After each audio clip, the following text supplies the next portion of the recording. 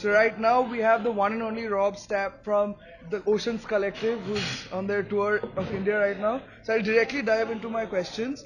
So you've been to India. This is your second time in India right now. So it's a very cliched question. What do you think about India, and how has your experience been? That's very hard to sum up in a few words. We've just spent a few beautiful days in the Rajasthani desert. We hired a driver in a car, and we've been driving around shooting a video clip out there, and it's been absolutely amazing. Everything from the food to the friendliness and hospitality of people that we've met along the way. And yeah, it's been absolutely amazing so far. I have also been to Kerala. I've been backpacking for 4 weeks a couple of years ago, so I know some parts of India a little bit. And with the band, we've only ever been to India once. That was a festival gig we were supposed to play in 2014 and ended up not playing in Bangalore. That was a bit of a troublesome experience. But then you guys did have a banger of a gig, like yes, we in had the a last moment. Exactly, we had like a replacement gig, and that was very cool actually. So we got to play finally, and also like that experience didn't in any way make us not want to come back. You know, like on the contrary, we've always wanted to come back and play a couple of shows here because we're really intrigued by this country and very interested to find out more about its music scene as well. Right. And so yeah, we're super excited to be here. So moving on to my next question. So like you mentioned, and we've also noticed when we follow you, that you've been shooting a music video in India, which is like a part of it is being shot in India. Yeah, exactly. Yeah. So if you could tell us a bit more about it. It's a clip for the last track of our new record, Phanerozoic. The track title is Permian the Great Dying. And it's being made by Craig Murray, the same guy. He's actually here tonight, the same guy who made the Cambrian clip. And it will be similar but different, where the Cambrian clip was very artsy and animated, and there was a lot of unnatural stuff in it. This next clip is going to be a lot more natural, and parts of it were shot in Indonesia, and the final section we shot here over the last couple of days in India. I haven't seen any of it yet. We just collected the footage basically, so I can't tell you what it's going to look like, but I think it's going to come out amazing. And the theme of that song, this extinction theme, I think works very well in these very desolate desert surroundings in the northwest of India. So yeah, I'm excited to see how it's going to pan out. Right now we just have a lot of raw footage, a lot of data collected on our hard drives, and we'll see what Craig comes up with in the end. So this question is particularly directed at you. So we've noticed from your records and the theories behind it that you're really inspired by this philosopher called Nietzsche. Am I getting the pronunciation right? Nietzsche, yeah. So, what's your favorite quote by him, and why is it your favorite?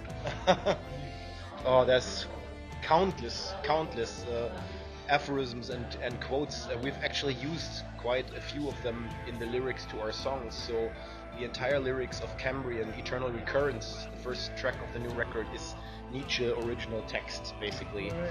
But I like, I don't want to reduce it to just like the aphorisms are usually just like very, very short, concise statements. I think his more lengthy elaborations in Morgenröte especially, and Jenseits von Gut und Böse, the German titles that he originally wrote in, are very much worth looking into. And I really like this passage that we've also used in the track Raiation, Untimely Meditations. The title itself comes from Nietzsche, and he talks about the herd of the sheep and how they are happy living in the moment, in the present tense, without worrying ever about the past and the future, and what we as humans can learn from that. And he's kind of like very ironically speaking about that. So yeah, there's a lot of Nietzsche woven into the fabric of our lyrics. So a lot of it that it's the first time that you hear on the Indian Music Diaries. So this is the last question for you today, and is there anything that you want to say to your fans in India? Well, I'm very excited to be here, and hopefully you guys get a chance to check us out. We're playing 5 shows.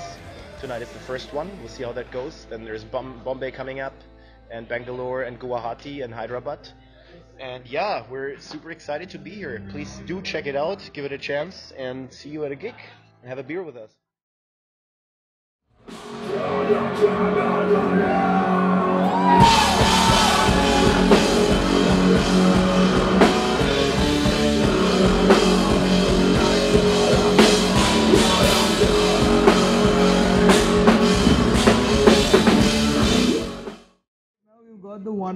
Shashank Bhatnagar from the Undying Ink and right now also from Unboli Ink. So Shashank, you've spent a considerable amount of time doing like in the scene as a musician and for the past couple of months, almost like more than a year now as a promoter. So, how do you think the India or the scene has evolved in terms of, international acts being programmed at various venues and festivals in our India from the perspective of a promoter, or for that matter, even Indian bands and from the perspective of a promoter? What do you think? How has it evolved? I think it's getting better, definitely because of the connectivity. It's like you can easily get connected to international bands now. Given the fact that people are coming out for shows like this and everything, so they also get motivation that India is like a possible market for them. Yeah, it's definitely getting better. As in, like last year, it was like Delhi is a tough market to be very honest, because Delhi is like a very North Indian music driven place. It's very tough to get anything which is like of an alien language more than English or Punjabi in this city. So yeah, challenges generally sometimes with the venue, but that has been forever, man. I mean, like it hasn't gotten easier, or it hasn't gotten way tougher also. It's nothing like that. It's been the same. It's been similar. It's been similar, kind of.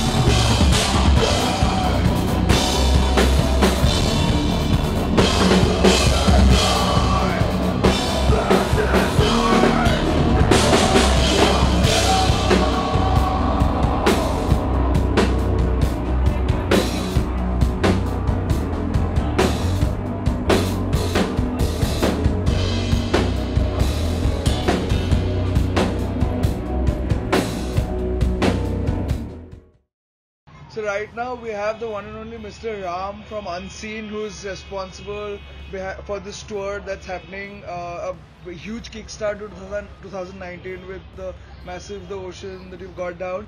So I'll jump right into my questions first. So how did you go about arranging the whole entire The Ocean tour of India? It's pretty much similar to what I've always done. I approach the bands directly. And I was there when the Ocean played the last time around. I remember the date, October 21st, 2014. And they were supposed to have played at a festival. That didn't happen. It was a little unfortunate and quite messy. But there was a last minute gig that happened in Bangalore on a Monday when there were 270 people that landed up with very short notice. It was a great gig. And even before that, I've been a big fan of the band. And so that's how I wanted to go for that gig. So after the Bear tour last April, I was one of those days I just had this brain wave and I asked, messaged the Ocean on their Facebook page, and I told them this is what I do, and I know you've had not a very good experience last time around. Well, you can talk to the bands that I've worked with, which is Voice of Ruin from Switzerland and Bear and all those guys. So Paul Seidel, who's a band's drummer, got back to me. He said that yes, we did, but we have no problems with India, so we would love to come back. And I'm a good friend with Serge, who's the drummer of Bear. I can talk to him for sure. But he asked me to, he gave me an email ID which I could respond. And all of this was like almost immediate. So I emailed them, and then Robin got involved. He's the founder and the guitarist for The Ocean. And that's how the conversation just started around end of May. So it's been a good 7 months of conversations, very detailed. Yeah, a lot of details, a lot of things that happened. Yeah, that's how it happened. So now you've got a couple of international acts to India for their tours and stuff. So how do you zero in on an international act that you wanna get down? What do you look for in a band? Okay, whether it's an international band or an Indian band, it's the same thing that I look for. I need to like the music. Okay, and that's one thing. But it doesn't matter how good you are as a band. If I get a sense that you're not somebody good to work with, I would not want to work with him. It doesn't matter how much of a genius you are, because I pretty much do it.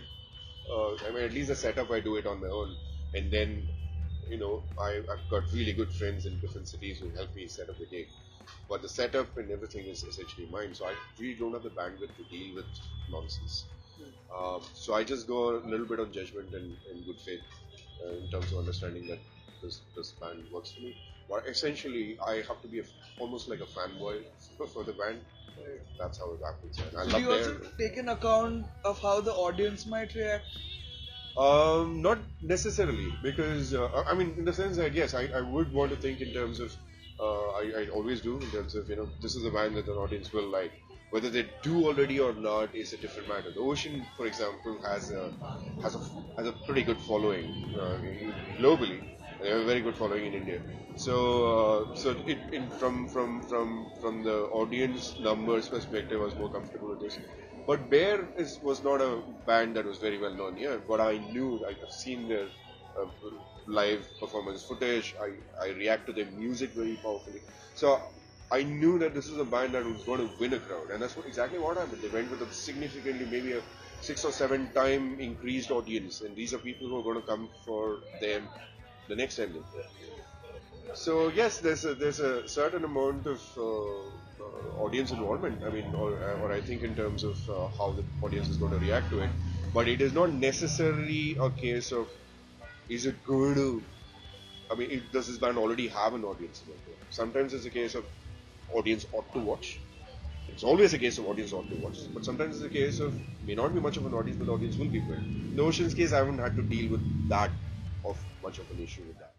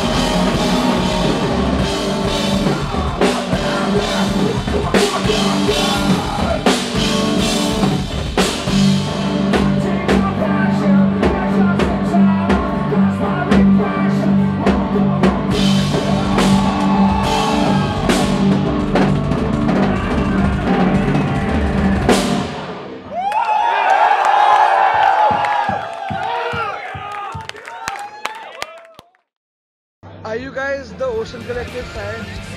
Yes, after the show, yes, we are. This is the first time we are ever listening to this. So did you like today's gig? Yeah, it was amazing. I've been so hard after a long time to getting on. So one last question: what do you look for a gig when you come for a gig or decide to go for a gig? A lot of metal. Yeah, a lot of the flash after the. Thank you so much.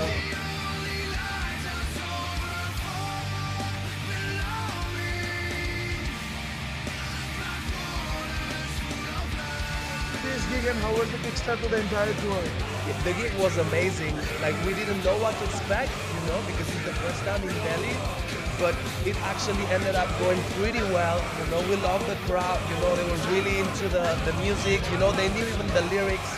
And yeah, we were so happy just to be here. And we're so looking forward to keep the tour in India. It's a beautiful country. All the best for the rest of the tour. Thank you. first kickoff to this tour, leg of the tour? I enjoyed it, man. I looked like the audience that was here really enjoyed it. Both bands, Irish and the Ocean. I think it's a good kickoff for the tour. I think Bombay, Bangalore, everything else is going to just keep ratcheting up from here. Awesome. All the best for the rest of the tour. Thank you.